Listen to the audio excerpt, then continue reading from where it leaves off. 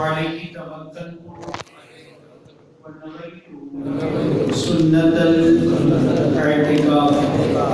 السلام عليكم ورحمة الله وبركاته. اعوذ باللہ من الشیطان الرجیم. اللہ کی پناہ شیطان مردود سے. بسم اللہ الرحمن الرحیم. اللہ کے نام سے شروع جو نہایت مہربان رحمت والا. وَإِذَا لَقُوا الَّذِينَ آمَنُوا قَالُوا آمَنَّا وَإِذَا خَلَوْا إِلَى شَيَاطِينِهِمْ قَالُوا إِنَّا مَعَكُمْ إِنَّمَا نَحْنُ مُسْتَهْزِئُونَ. اللَّهُ يَسْتَهْزِئُ بِهِمْ وَيَمُدُّهُمْ فِي طُغْيَانِهِمْ يَعْمَهُونَ. اور جب ایمان والوں سے ملیں تو کہیں ہم ایمان لائیں، اور جب اپنے شیطانوں کے پاس اکیلے ہوں تو کہیں ہم تمہارے ساتھ ہیں، ہم تو یوں ہی ہنسی کرتے تھے. اللہ ان سے استہزاء فرماتا ہے جیسا کہ اس کی شان کے لائق ہے، اور انہیں ڈھیل دیتا ہے کہ اپنی سرکشی میں بھٹکتے رہیں. اس سے پہلے آیت کریمہ وَإِذَا قِيلَ لَهُمْ آمِنُوا كَمَا آمَنَ النَّاسُ، اور جب ان سے کہا جائے کہ ایمان لاؤ جیسے لوگ ایمان لائے. قَالُوا أَنُؤْمِنُ كَمَا آمَنَ السُّفَهَاءُ، تو وہ کہیں کیا ہم احمقوں کی طرح، بیوقوفوں کی طرح، پاگلوں کی طرح ایمان لے آئے؟ أَلَا إِنَّهُمْ هُمُ السُّفَهَاءُ وَلَكِنْ لَا يَعْلَمُونَ. رب فرماتا ہے سنتا ہے وہی احمق ہیں، وہی بیوقوف ہیں، مگر وہ جانتے نہیں ہے. صحابہ کو انہوں نے احمق کہا. کس کو کہا؟ صحابہ کو. بیوقوف کہا ان لوگوں نے. اور میں نے کہا تھا دیوانے کو دیکھ کر کے دنیا اسے بیوقوفی سمجھتی ہے، اس لیے کہ ساری دنیا دیوانے کو دیکھتی ہے، مگر دیوانہ کہاں دیکھتا ہے یہ کسی کو نہیں معلوم ہوتا. سب دیوانے کو دیکھتے ہیں مگر دیوانہ کہیں اور مست ہوتا ہے. رونے والا روتا ہے، دنیا دیکھتی ہے کیا کر رہا ہے، مگر اسے کیا معلوم کہ وہ کس کی یاد میں رو رہا ہے. دیوانہ اپنی مستی میں مست ہوتا ہے، دنیا اسے بیوقوف سمجھتی. تو مصطفیٰ کے دیوانے تھے، مار کھایا مگر اف تک نہ کیا، وطن کو چھوڑا اف تک نہ کیا، مان چھوڑا اف تک نہ کیا، بیوی بچوں کو چھوڑا اف تک نہ کیا. اور دنیا آج ایسی انسان کو تو بیوقوف کہتی ہے جو دین کے راستے میں اللہ اور اس کے رسول کی رضا کے لیے. کیسا بیوقوف انسان اتنی پراپرٹی چھوڑ کر کے چلا گیا؟ کیسا پاگل انسان ہے تھوڑی سی دین کی بات کے لیے اپنے بیوی بچوں کو چھوڑ کر کے چلا گیا. مگر انہیں کیا معلوم کہ یہ سودا کتنا عظیم سودا ہے. ارے یہ وہ سودا ہے جس کا ذکر اللہ نے قرآن میں کیا ہے کہ یہی لوگ تو نفع میں ہیں جو اللہ کے لیے مال کو چھوڑ دیتے ہیں، جو اللہ کے لیے پراپرٹی کو چھوڑ دیتے ہیں، بیوی بچوں کو چھوڑ دیتے ہیں، اپنے وطن کو چھوڑ دیتے ہیں اللہ کے لیے. اسے بیوقوفی نہ سمجھنا، اسے پاگل پن نہ سمجھنا. اور اللہ تبارک و تعالیٰ نے ہم سنیوں کو دلاسا دیا ہے. سبحان اللہ. کیا فرمایا؟ اے میرے بندو سنتا ہے، غم نہ کرنا، فکر نہ کرنا. کیوں؟ انہم ہم الصفا، وہی لوگ بیوقوف ہیں. ولیکن لا یعلمون، مگر وہ جانتے نہیں ہیں. گویا اللہ تبارک و تعالیٰ اپنے بندوں کا ساتھ دیتا ہے.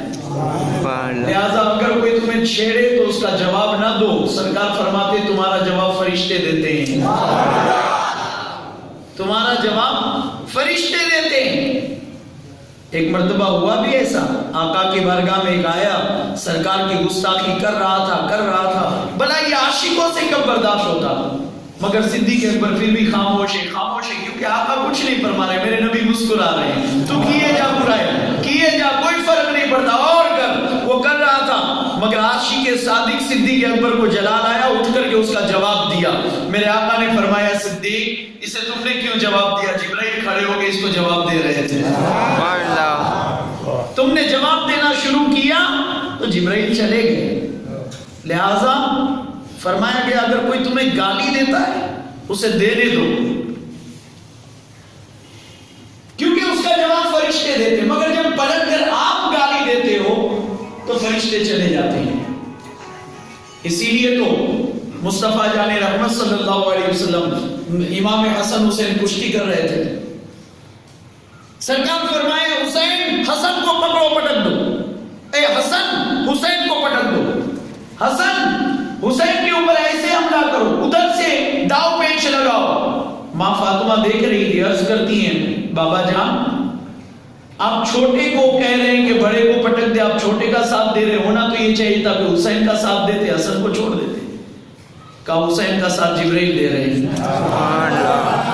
تو اللہ کے فرشتے مدد کرتے ہیں. لہذا اگر کوئی گالی دیتا ہے شکر مانو اللہ کا, کیونکہ ہم جو نمازیں پڑھتے ہیں اس امید پر تو پڑھتے ہیں کہ اللہ قبول کر لے, مگر یقین کامل نہیں ہوتا کہ قبول کی کہ نہیں, بس امید ہے اللہ کی رحمت سے کہ اللہ قبول کر لیں.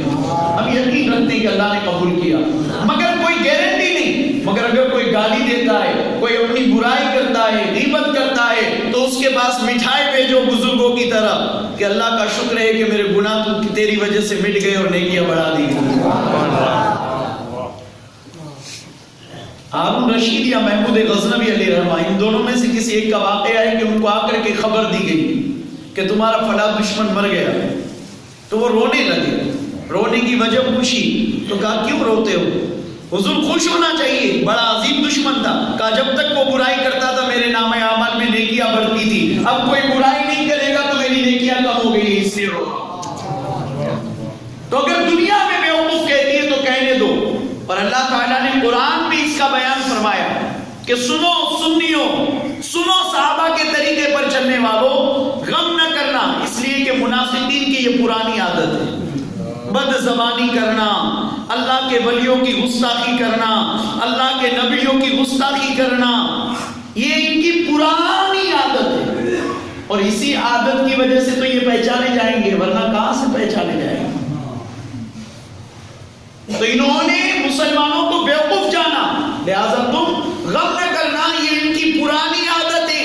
اللہ تبارک و تعالیٰ نے ان کی کتابوں اور تحریروں سے ان کے راز کو فاش کر دیا ہے, پروردگار عالم نے ان کا راز بتا دیا ہے. یہی وجہ ہے کہ کچھ لوگ دلیلیں دیتے ہیں کہ سرکار دو عالم صلی اللہ علیہ وسلم نے فلاں منافق کی نماز جنازہ پڑھائی تھی. ہاں حدیث میں ہے آقا نے نماز جنازہ ایک منافق کی پڑھائی, مگر کیوں پڑھائی اس کی وجوہات بھی تو دیکھو. ابتدائی اسلام کا دور تھا اور اس وقت باہر سے بہت حملے ہو رہے تھے اسلام پر. اس وقت مصلحت سے کام لینا ضروری تھا. بیٹے نے عرض کیا آقا میرے باپ کی نماز جنازہ پڑھا دے. مصطفیٰ نے پڑھائی. ہاں ایک یہودی کا جنازہ بھی گزرا, اللہ کے رسول صلی اللہ علیہ وسلم کی آنکھ میں آنسو آئے, مگر اس سے آقا کی شان میں کوئی فرق نہیں پڑتا, اس لیے کہ وہ تو رحمت للعالمین ہے. وہ رحمت صرف مومنوں کے لیے تھوڑی ہے, وہ رحمت تو کافروں کے لیے بھی, وہ رحمت تو پرندوں کے لیے بھی, وہ رحمت جانوروں کے لیے بھی. آقا کا رونا دلیل نہیں بنایا جا سکتا. آقا نے تو ہمیں بھی حکم دیا ہے کہ انسانیت سے محبت کرو. ہمیں بھی یہ حکم ہے کہ کوئی کافر کی لڑکی ہے اگر اس کی عزت خطرے میں, اپنی جان دو, اللہ شہادت کی موت دے گا, مگر اس کی عزت پر آنچ نہ آنے دو. ہاں یہ ہمارا مسئلہ, یہ ہمارا درد. تو اس چیزوں کو دلیل بنا کر کے جو لوگ حدیثیں بناتے ہیں, پیش کرتے ہیں, وہ نبی کی مصلحت کو نہیں سمجھتے, نبی کی شان کو نہیں سمجھتے. ارے حالت جنابت میں, ناپاکی کی حالت میں کسی اور کا مسجد میں آنا حرام.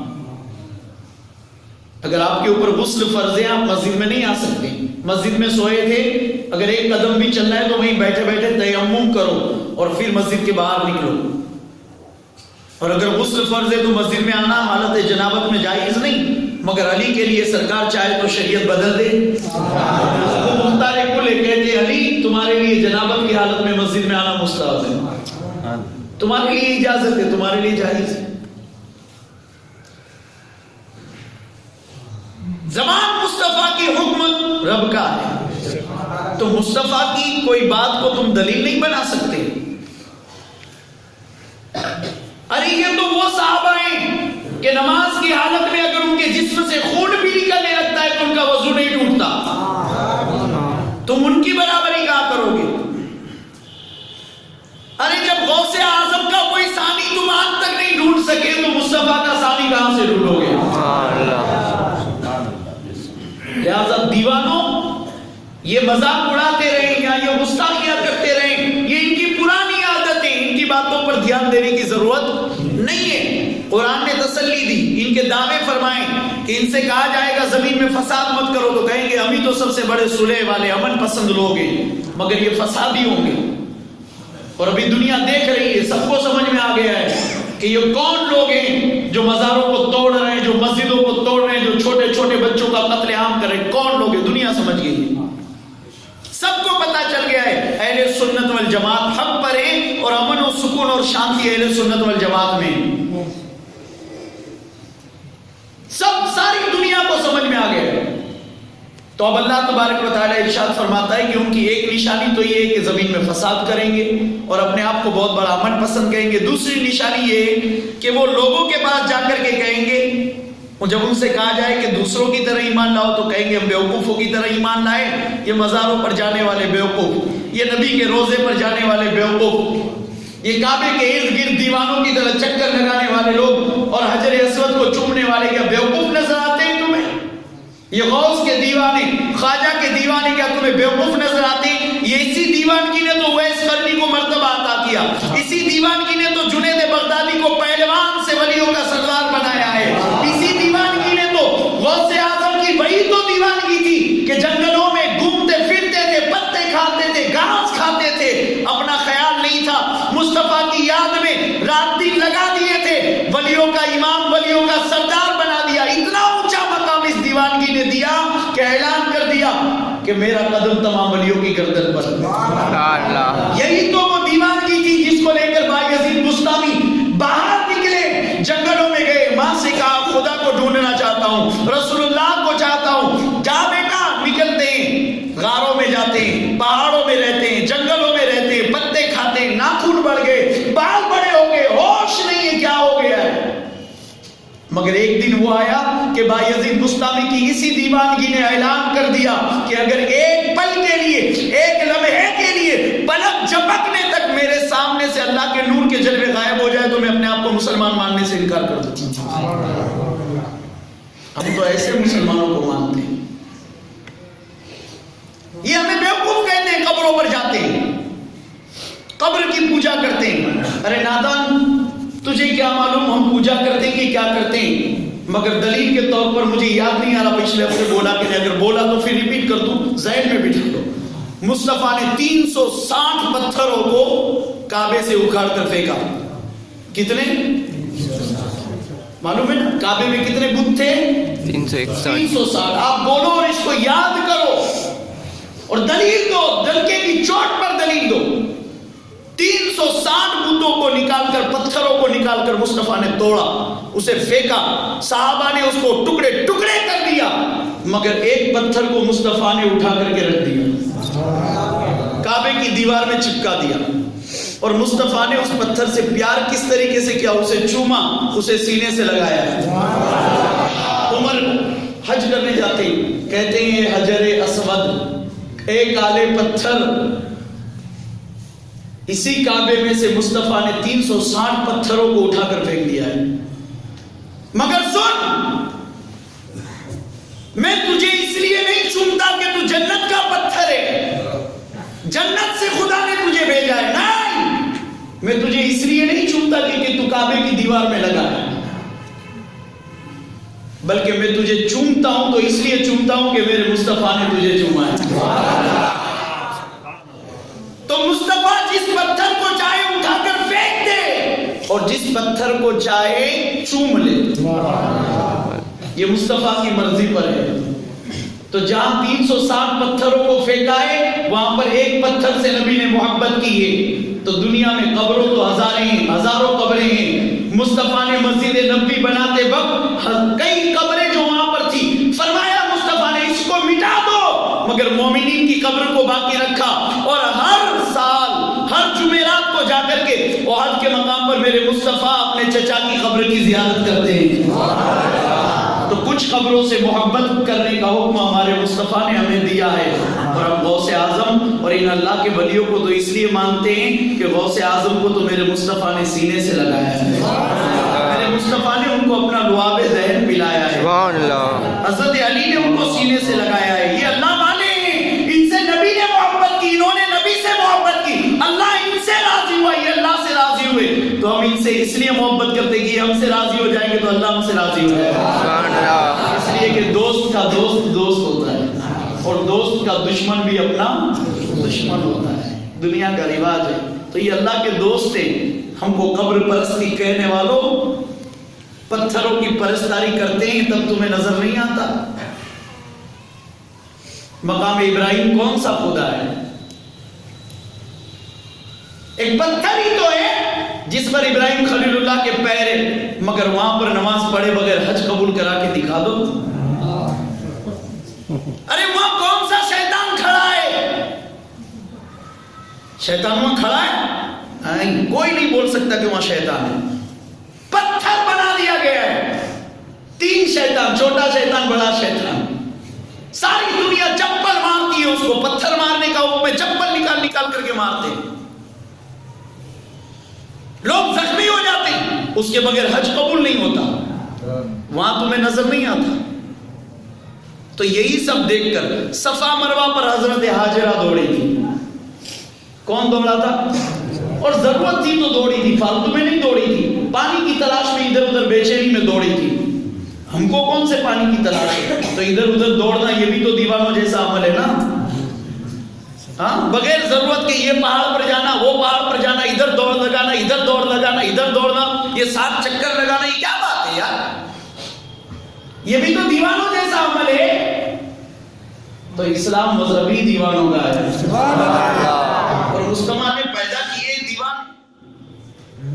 کعبے کے ارد گرد گھومنا, کعبہ بھی تو ایک پتھر ہی کا ہے. اور کیا ہے؟ اگر کوئی یہ سوچے کہ میں کعبے کو سجدہ کرتا ہوں تو کافر ہو جائے گا. کعبے کے سامنے سجدہ کرنے کا حکم ہے مگر کعبے کو سجدہ کرنے کا حکم نہیں ہے. مگر پھر بھی اس پتھر کے ارد گرد چاروں طرف گھومتے ہیں دیوانے کے جیسا. یہ بھی تو دیوانگی ہی ہے. جیسے پروانہ لائٹ کے آزو بازو میں گھومتا ہے, جل جاتا ہے, مر جاتا ہے, ایسے کعبے کی طرف گھومتے ہیں. تو اسلام مذہب میں دیوانگی تم کیا کیا دیکھو گے؟ سب کچھ تو دیوانگی پر قائم ہے. اور یہ ہم نہیں کہتے, کافروں نے بھی کہا. بات آئیے تو بتاتے چلو. یہ جو کہتے ہیں نا آمن السفہاء, کیا ہم بیوقوفوں کی طرح, احمقوں کی طرح ایمان لائیں. اب جاتے ہیں مدینہ, کہتے ہیں کہ محمد عربی نے دیکھے تو صحیح کتنی بڑی فوج تیار کر کے رکھی ہے, جاؤ معلوم کر کے آؤ. ایک کافر بڑا عقل مند جاتا ہے مدینے کی گلیوں میں, گھومتا پھرتا ہے. اس نے دیکھا مصطفیٰ جان رحمت وضو فرما رہے ہیں. سبحان اللہ. آقا وضو کر رہے ہیں اور صحابہ چاروں طرف سے گھیرے ہوئے. وضو کے چھینٹے زمین پر نہیں گرتے. کوئی ہاتھ میں لے کر کے منہ پر لگا رہا ہے, کوئی سینے پر لگا رہا ہے, کوئی آنکھوں پر لگا رہا ہے, کوئی زبان پر لگا رہا ہے, کوئی چاٹ رہا ہے اور بیماریوں سے شفا پا رہا ہے, چہرہ چمکا جا رہا ہے. یہ دیوانگی تو تھی نا. اس نے یہی دیکھا, مکہ واپس آیا اور کافروں سے کہا کہ سنو, محمد عربی سے لڑائی کرنے کا خیال چھوڑ دو. لوگوں نے کہا کیوں, ان کے پاس بہت زیادہ تلواریں ہیں؟ کہا نہیں. کہا بہت زیادہ ہتھیار ہے؟ کہا نہیں. کہا وہ لوگ بہت طاقتور ہے؟ کہا نہیں, کمزور نجیف لوگ ہیں, ان کے پاس تو کھانے پینے کا سامان نہیں. فاقہ کرتے, پیٹ پر پتھر باندھتے. ارے ان کے پاس تو پہننے کے لیے کپڑا نہیں ہے, کوئی ایک ایک چادر لپیٹ کے آتا ہے اور نماز پڑھ کے فوراً بھاگ کر کے جاتا ہے, وہی چادر بیوی کو دیتا ہے. میاں بیوی کے بیچ میں ایک ہی کپڑا ہے پہننے کے لیے، ایسے غریب لوگ ہیں. تو کہتے ہیں پھر تو کس بات پر کہہ رہا ہے کہ ان سے لڑنے کا ارادہ چھوڑ دو؟ کہا لڑائی جو ہے نا وہ فوج سے کی جاتی ہے. لڑائی جو ہے نا وہ کس سے کی جاتی ہے؟ فوجیوں سے کی جاتی ہے، سپاہیوں سے لڑی جاتی ہے. محمد عربی نے سپاہی نہیں بنائے، دیوانے بنائے. اور دیوانوں سے لڑنا یہ دیوانگی ہے، اور دیوانوں سے کبھی جنگ جیتی نہیں جا سکتی. کہ محمد عربی نے سپاہی بنائے ہوتے تو میں کہتا ایک صورت میں کہ ان سے لڑائی کر لو، مگر محمد عربی نے تو دیوانے بنائے، اور دیوانوں سے لڑائی کرنا یہ خود دیوانگی ہے، یہ پاگل پن ہے دیوانوں سے لڑائی کرنا. لہذا لڑائی کا ارادہ ترک کر دو، کیونکہ میں نے دیکھا کہ جو اپنے نبی کے وضو کے قطروں کو زمین پر نہیں گرنے دیتے وہ خون کب گرنے دیں گے. تو یہی سب کو دیکھ کر کے ان لوگوں کو غلط فہمی ہو گئی، اور انہوں نے کیا کہا کہ ہم ایسے ہی ایمان لائے جیسے بیوقوفوں پر لاتے ہیں. ہم ایک اللہ والے کی قبر پر چادر چڑھانے کے لیے، ہاتھ لگانے کے لیے بے چین و بے قرار ہیں تو لوگوں کو پاگل نظر آتے ہیں. ہم موئے مبارک کی زیارت کے لیے لائن لگاتے ہیں، لوگوں کو بیوقوف نظر آتے ہیں. یہ دیوانگی کیا صحابہ میں نہیں تھی؟ اگر صحابہ میں یہ دیوانگی نہیں تھی تو پھر آج تک یہ موئے مبارک نبی کے آئے کہاں سے؟ اگر یہ موئے مبارک دیکھنا جائز نہیں تھا تو کیوں خالد بن ولید نے اپنی ٹوپی میں اسے لگایا؟ کیوں امیر معاویہ نے اس کو اپنے کفن میں رکھا؟ کیوں صحابہ نے آج تک یہ موئے مبارک کو زندہ رکھ کر ہم تک پہنچایا ہے؟ ماننا پڑے گا یہ مسلک اور یہ مذہب رہا ہے، یہ ایمان رہا ہے کہ نبی کی ہر چیز مقدس ہوتی ہے اور قیامت تک وہ مقدس رہتی ہے، اس کا احترام کرنا ضروری ہے. اور میں نے اس کے بارے میں ثبوت دیا تھا. کیا آپ نے دیکھا نہیں کہ ان دیوانوں کی ہی ہر چیز محفوظ ہے، دولت مندوں کی کوئی چیز محفوظ نہیں ہے. غوث اعظم ہمارے کوئی باپ نہیں ہے، غوث اعظم ہمارے کوئی ماموں نہیں ہے، ہمارے کوئی خالو نہیں ہے. پھر بھی آج ان کا جبہ دیکھنے کے لیے اگر پتہ چل جائے دھوراجی میں غوث پاک کا جبہ ہے تو جناگڑھ سے لوگ ٹوٹ پڑتے ہیں، سے لوگ ٹوٹ پڑتے ہیں، گونڈر سے لوگ ٹوٹ پڑتے ہیں. میں پوچھتا ہوں کہ غوث اعظم کس کے کیا ہیں؟ کچھ نہیں. غوث اعظم نے کس کو کون سی دولت دے دی؟ ارے خود کا باپ مر جاتا ہے تو اس کا کپڑا بھی فقیروں کو بانٹ دیا جاتا ہے. بیٹا اپنے باپ کا کپڑا نہیں رکھتا کہ چلو سال میں ایک بار دیکھ کر کے اس کو یاد تو کروں. باپ کا ایک بال کسی بیٹے کے پاس ہو تو بتائے جس کے باپ کا انتقال ہو گیا ہو کہ اس کو محفوظ رکھا ہو. اور دنیا تو چھوڑو، رشتہ دار بھی کبھی خواہش نہیں کرتے کہ باپ کا ایک بال ہوتا تو ہم دیکھتے، میرے ماموں کا ایک بال ہوتا، میرے چاچا کا ایک بال ہوتا. نہیں، یہ مصطفیٰ کے دیوانے تھے اس لیے تو ساری دنیا ان کی دیوانی ہے. یہ مصطفیٰ کے دیوانے تھے اس لیے ان کے بات کو دیکھنے کے لیے دنیا دیوانی ہے. یہ رشتہ بڑا عظیم ہے اور دنیا کے اتنے لوگ پاگل اور بے ایمان نہیں ہو سکتے. تم کو تو آئے ہوئے ابھی 2 صدی بھی نہیں گزری ہے، ورنہ 1400 سال سے زیارتیں ہوتی آئی ہے. 1400 سال سے نہیں بلکہ غوث پاک نے 11ویں منائی ہے. اور یہ 11ویں کیا ہے؟ کچھ لوگوں کو یہ بھی نہیں معلوم کہ 11ویں شریف کیا ہے. بڑا عالمیہ ہے مسلمان کا، مناتا ہے، نیاز کھا لیتا ہے مگر پتہ نہیں یہ کیا ہے.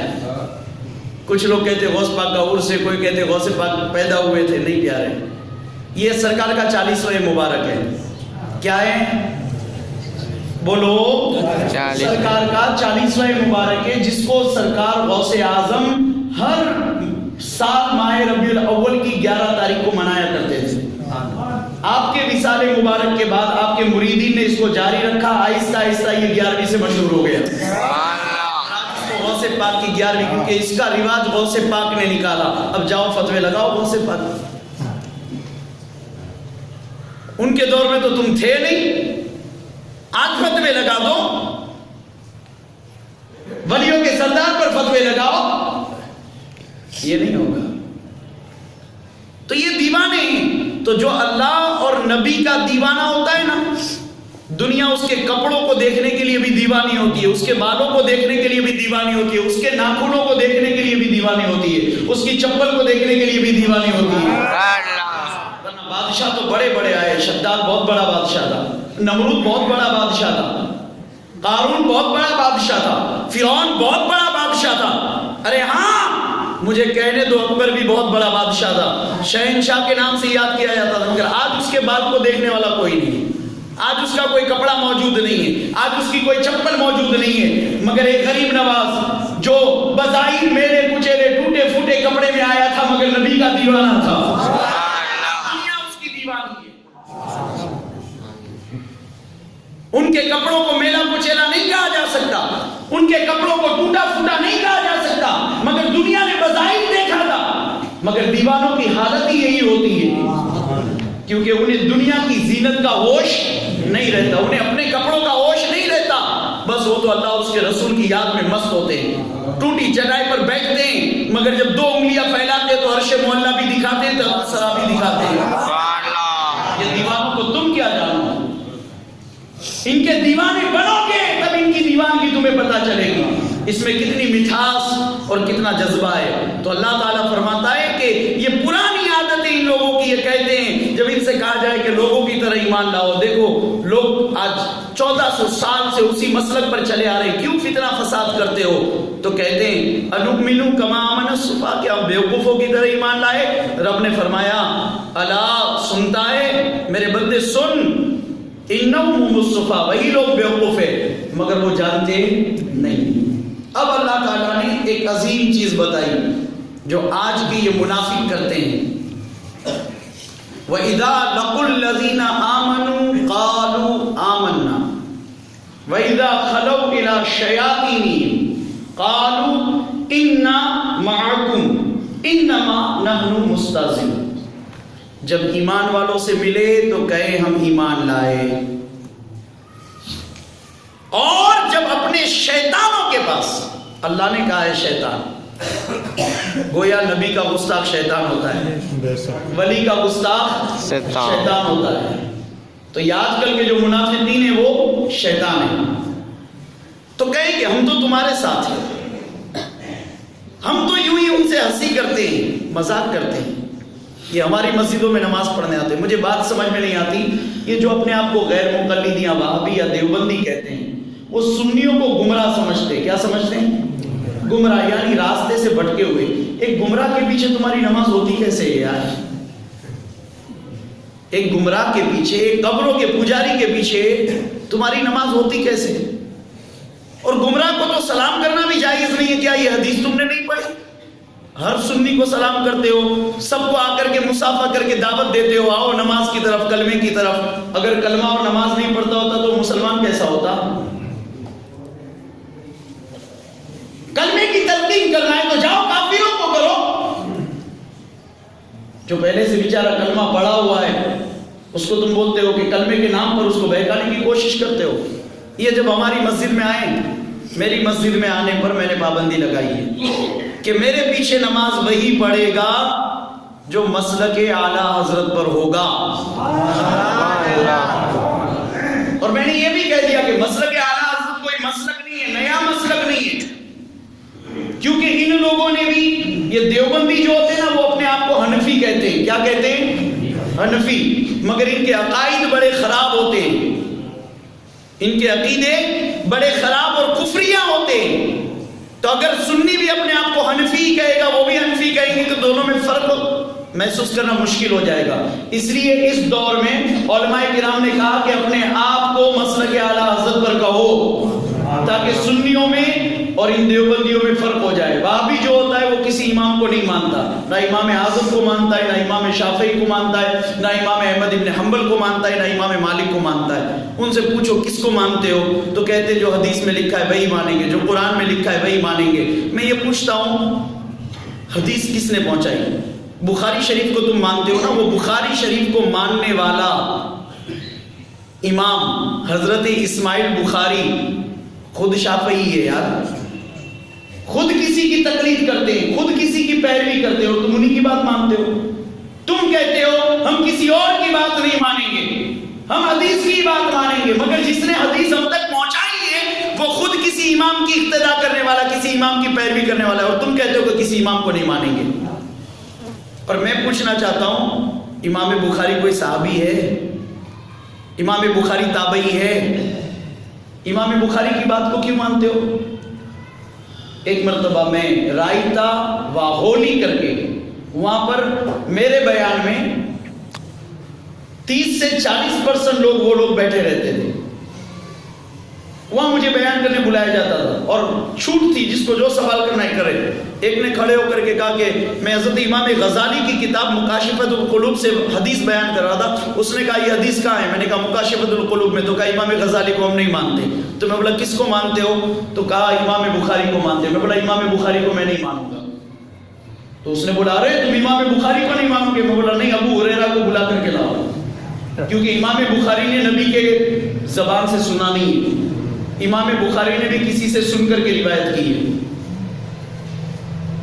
کل اٹھ کر کے بولو گے امام بخاری کو نہیں مانیں گے، امام مسلم کو نہیں مانیں گے، تو کیا ہم جا کر ابو ہریرہ کو کہیں کہ آپ قبر سے اٹھو اور ان کو ثبوت دو؟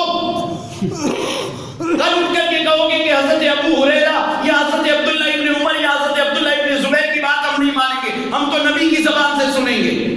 تو کیا ہم نبی کو جا کر کے کہیں کہ آقا قبر میں سے اٹھ کر ان کو جواب دو؟ اور کل اٹھ کر کے قوم بنی اسرائیل نے جیسے موسیٰ علیہ السلام سے کہا تھا کہ موسیٰ جب تک اللہ کی بات ہم خود نہیں سنیں گے، اپنی آنکھوں سے نہیں دیکھیں گے، تجھ پر ایمان نہیں لائیں گے. تو کیا خدا اتر کر زمین پر تمہارے لیے آئے گا؟ کیا خدا اپنے آپ کو تمہارے لیے بے پردہ کر دے گا؟ بات کرتے ہیں اس کی اقتدا نہیں کریں گے، اس کی اقتدا نہیں کریں گے، اس کو نہیں مانیں گے، اس کو نہیں مانیں گے. ارے قرآن بھی باپ دادا سے ہم تک پہنچا ہے، پتہ نہیں اس میں کتنی چینجنگ ہو گئی ہو. کیوں مانتے ہو قرآن کو؟ بخاری کو مانتے ہو، بخاری میں نہ جانے کتنی حدیثیں بدل دی گئی ہو. کیا بھروسہ کسی کا؟ کیوں مانتے ہو اس کو؟ مسلم شریف تم نے تو نبی کی زبان سے سنا نہیں ہے نا. ہو سکتا ہے راوی بیان کرتے کرتے اپنے مطلب کے لیے کسی نے روایت بیان کر دی ہو. کیوں مانتے ہو مسلم شریف کو؟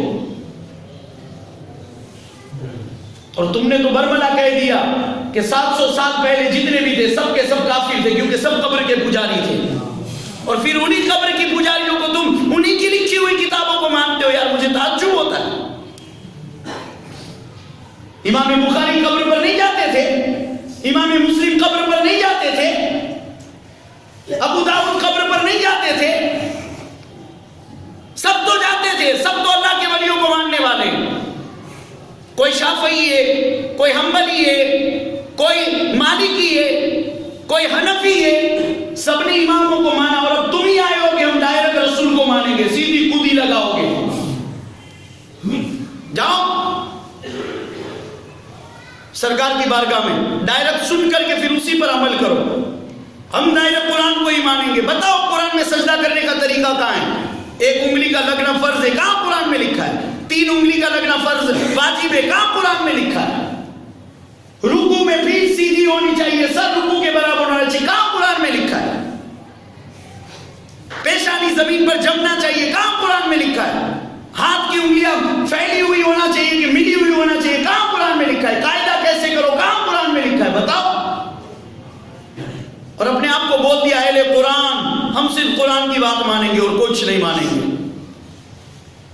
بھوکے مر جاؤ گے، پیاسے مر جاؤ گے، صرف قرآن کی بات ہی مانو گے. تو اس لیے کہ کن چیزوں کو کھانا ہے اور کن چیزوں کو نہیں کھانا ہے یہ مکمل قرآن میں ہے ہی نہیں. ہے مگر تمہارا دماغ وہاں تک نہیں پہنچ سکتا، تمہارا علم نہیں پہنچ سکتا. حدیث کا سہارا لینا ہوگا، اور حدیث کو سمجھنے کے لیے ائمہ کا سہارا لینا ہی ہوگا. کہیں نہ کہیں جا کر کے تم بھی اقتدا تو کرتے ہو، پیروی کرتے ہو کسی کے طریقے پر، کہیں نہ کہیں جا کر تم بھی چلتے ہو. بخاری شریف کی حدیثیں پڑھ کر گویا امام بخاری کے طریقے پر تم چلتے ہو، گویا امام بخاری کی اقتدا کر رہے ہو. تو اپنے آپ کو غیر مقلد کیسا کہتے ہو؟ یہ فساد پھیلانا چاہتے ہیں امت میں، اور کچھ نہیں ہے. ان اللہ کے ولیوں سے بڑے ہو گئے جنہوں نے اناس آگر کو ایک پیالے میں سمو دیا ہے. یہ ان سے بڑے ہو گئے جنہوں نے قم بیزنی میرے حکم سے اٹھ جا تو مردہ زندہ ہو گیا ہے. جنہوں نے اسلام کو زندہ کر دیا. دنیا جن کو معین الدین اور معین الدین کے نام سے جانتی ہے، آج یہ لوگ ان سے بڑے ہو گئے جو اصلی اسلام میں سکھانے کے لیے آ رہے ہیں. فریب دیتے ہیں. وَإِذَا لَقُوا الَّذِينَ آمَنُوا قَالُوا آمَنَّا. جب ایمان والوں سے ملے تو کہتے ہیں ہم ایمان والے ہیں, ہم ویسے ہی ایمان والے ہیں. یہ آیت خاص طور سے منافقین عبداللہ ابن ابی کے حق میں نازل ہوئی. اس نے دیکھا کہ صحابہ کی ایک جماعت آ رہی ہے, تو عبداللہ ابن ابی نے اپنے ساتھیوں سے کہا دیکھو میں ان لوگوں کو کیسا بیوقوف بناتا ہوں, کیسا بیوقوف بناتا ہوں. تو جب صحابہ کی جماعت قریب پہنچی نا, تو عبداللہ ابن ابی نے سب سے پہلے صدیق اکبر کا ہاتھ لیا, اس کو چوما. صدیق اکبر کا ہاتھ چوما اور آپ کی بہت تعریف کی. ایسے ہی پھر حضرت عمر کے پاس گیا, ایسے ہی حضرت علی کے پاس گیا. تو علی کا علم, اللہ اکبر, جس کے علم کا امتحان جبرائیل لینے آتے ہیں, جو علم کا دروازہ ہے اور نبی شہر ہے. اور اس کی تشریح میں انشاءاللہ کروں گا. شہر میں, اور ایک جگہ اللہ کے رسول صلی اللہ علیہ وسلم نے فرمایا میں حکمت کا گھر اور علی اس کا دروازہ ہے. شہر میں چور بھی گھس سکتا ہے مگر گھر میں چور نہیں گھس سکتا. ضروری نہیں ہے کہ جوناگڑھ میں آنے کے لیے دروازے سے ہی ہو کر کے انسان آئے. شہر میں چور بھی گھس سکتا ہے. تو یہ چور ہے جنہوں نے نبی کے علم کو چرایا ہے, مگر حکمت ان کے پاس نہیں ہے. حکمت والے تو یہ ہیں, سبحان اللہ, یہاں سے کچھ چوری نہیں ہو سکتا کیونکہ یہ حکمت کا گھر نبی ہے اور حکمت کا دروازہ کون ہے؟ علی ہے. اور گھر میں جانے کے لیے تو صرف ایک ہی راستہ ہے, دروازہ. مگر شہر میں جانے کے لیے کہیں سے بھی راستہ ہے. شہر میں ڈاکہ ڈالا جا سکتا ہے, تو علم کے معاملے میں ڈاکہ ڈال سکتے, اس لیے حدیثیں گڑی, اس لیے قرآن کے غلط ترجمے کیے, اس لیے قرآن کی غلط تشریح کی, کیونکہ علم کے شہر میں انہوں نے ڈاکہ ڈالا. حکمت میں ذرا گھس کر بتاؤ تمہاری قوم میں کون اللہ کا ولی ہے؟ بتاؤ تمہارے بزرگوں میں کون ایسا ہے دنیا جس کے مزار پر جا کر فاتحہ پڑھتی ہو اس کی دیوانی ہوتی ہو, ٹھوکر لگے تو ہم یا غوث کو پکارتے ہیں, بیمار ہو جاتے ہیں نا تو ڈاکٹر کے پاس جاتے ہیں, مزار پر دعا پڑھنے کرتے ہیں. ہے تمہارے میں کوئی ایسا؟ تو بتاؤ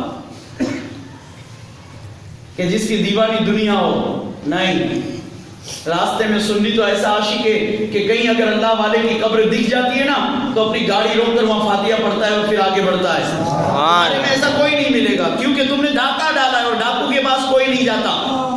حلال روزی جہاں سے ملتی ہے وہاں اور کوئی جاتا ہے. تو ایمان والوں سے ملتے ہیں تو کہتے ہیں ایمان والے. اب علی سے ملے, حضرت علی کی خوب تعریف کیا, مگر علی کی نگاہ سے کہاں بچ سکتا تھا وہ.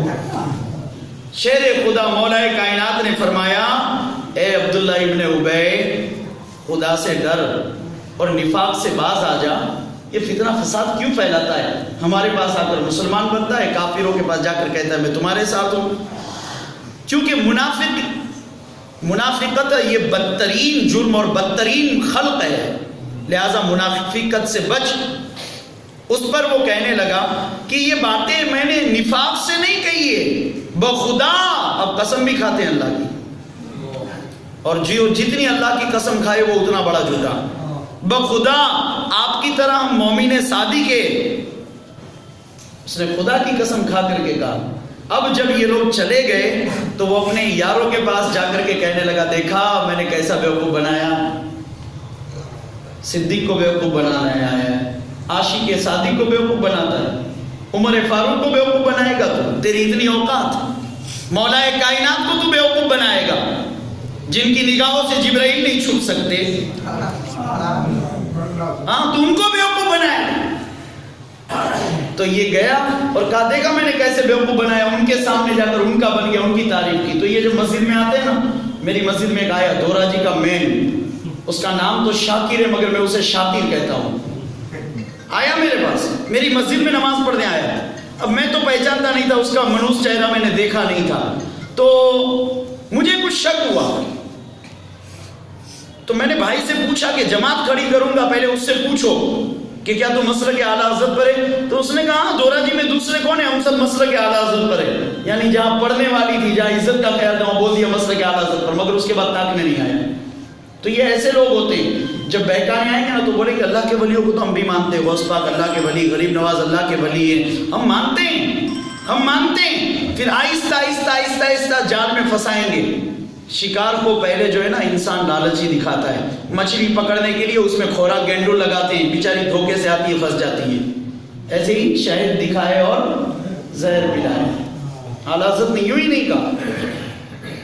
مجھے بھی بروچ کا ایک بہت بڑا مدرسہ ہے اس کا، وہ مجھ کو ملا تھا، اس وقت میں تیسری جماعت میں تھا، مجھ کو بھی پٹا رہا تھا یہ سنی کیا ہے، یہ بریلوی کیا ہے، ہم سب مسلمان ہیں. اچھا، نبی نے 72-73 فرقے بنا دی اور تو کہتا ہے ہم سب ایک ہیں. نبی نے الگ الگ کر دیا اور تو ایک کرنے آیا ہے. عجیب معاملہ ہے. مگر اس ٹائم میں بیوقوف تو تھا نہیں. مجھ سے کہا میرے مدرسے میں آ جاؤ، میں تمہیں کپڑا دوں گا، میرے گھر پہ رکھوں گا، یہ وہ. مگر اللہ تعالیٰ نے اس شیطان سے مجھے بچا لیا. اللہ. حقیقت کی عینک کھولو. یہ ایسے ہی ولیوں کی بارگاہ میں جانے سے نہیں روکیں گے. پہلے وہ کہیں گے ہم مانتے ہم مانتے ہم مانتے، بعد میں کہیں گے یار یہ تو قبر کی پوجا ہے، میں مانتا ہوں کہ یہاں سجدہ کرنا یہ غلط ہے. آپ مگر مسلک اعلیٰ حضرت کو پڑھ لینا. ہمارا حکم تو یہ ہے کہ 10 قدم دور رہو مزار سے، کیونکہ ادب ہے، ادب کا تقاضا ہے. جب تک ایک چادر چڑھی ہو اعلیٰ حضرت فرماتے ہیں دوسری چادر مت چڑھاؤ. چادر کس لیے ہوتی ہے میں آپ کو بتا دوں. چادر اس لیے ہوتی ہے کہ جیسے مسجدیں دنیا میں بہت ہیں، مگر غلاف صرف ایک کعبے کی مسجد پر چڑھایا جاتا ہے. وہاں پر کیوں چڑھایا جاتا ہے؟ اس لیے چڑھایا جاتا ہے پیارے کہ دنیا میں مسجدیں بہت ہیں مگر یہ کوئی خاص مسجد ہے. دنیا کی اور مسجدوں سے اس کا مقام اور مرتبہ بہت اونچا ہے. دوسری مسجد میں 1 رکعت پڑھو گے 1 ہی رکعت کا ثواب ملے گا، مگر یہاں 1 رکعت پڑھو گے 1 لاکھ رکعت کا ثواب ملے گا. اس لیے اس کی نشاندہی کی جاتی ہے کہ غلاف چڑھایا گیا، یہ کوئی خاص مسجد ہے. تو دنیا میں قبریں بہت ہیں. اب مجھے بتاؤ یہاں قبریں کتنی ہیں؟ بہت ہے نا قبریں، بہت قبریں یہاں پر. مگر والی سورت کے مزار پر اگر چادر چڑھائی جاتی ہے تو اس لیے کہ یہ قبروں میں اور یہ قبر میں فرق ہے.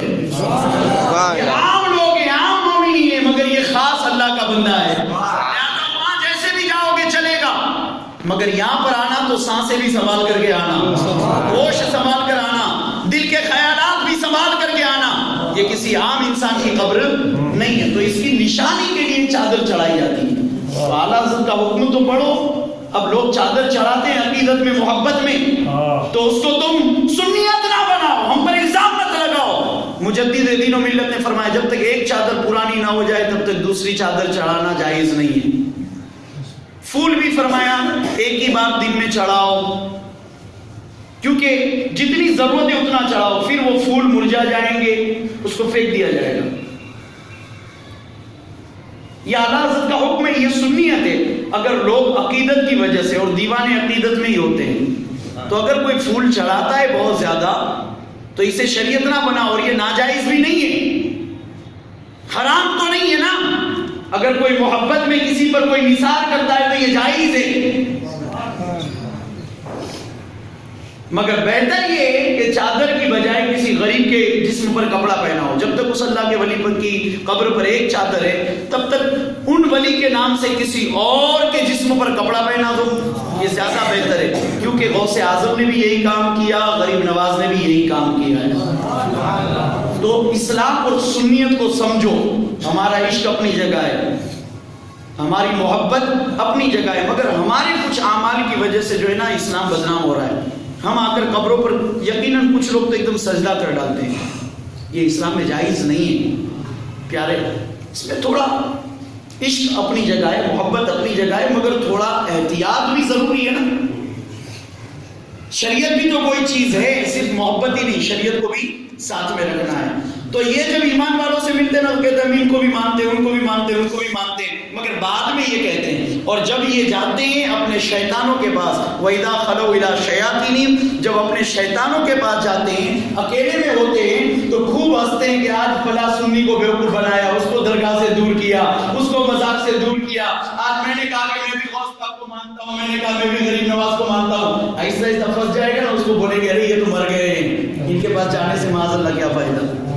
ایسے پھنساتے ہیں. وہ پہلے اپنے ہی بن کر کے آتے ہیں، ہاتھ میں تسبیح لے کر آتے ہیں، بڑے بھائی کا کرتا اور چھوٹے بھائی کا پیجامہ پہن کر کے آتے ہیں، ٹکلے چھلا کر کے آتے ہیں. حدیث میں ساری نشانیاں ہیں، قرآن نے تو بیان کی ہے مگر حدیث میں ایک ایک نشانی ہے. اور انشاءاللہ تعالیٰ میں یہ سب کچھ جمع کر کے پورا مکمل حوالے کے ساتھ میں آپ کے پاس لا کر کے پیش کروں گا انشاءاللہ کہ اللہ کے رسول نے ان کی نشانیاں کیا کیا بتائی. اور انہوں نے کام بھی یہی کیا. وہابی جب نکلے تھے نا تو جو بھی مسلمان سنی ہوتا جب اس کو دیوبندی اپنے جال میں پھنساتے وہابی بناتے تو بولتے تھے پہلے تم اپنا ٹکلا چھلاؤ.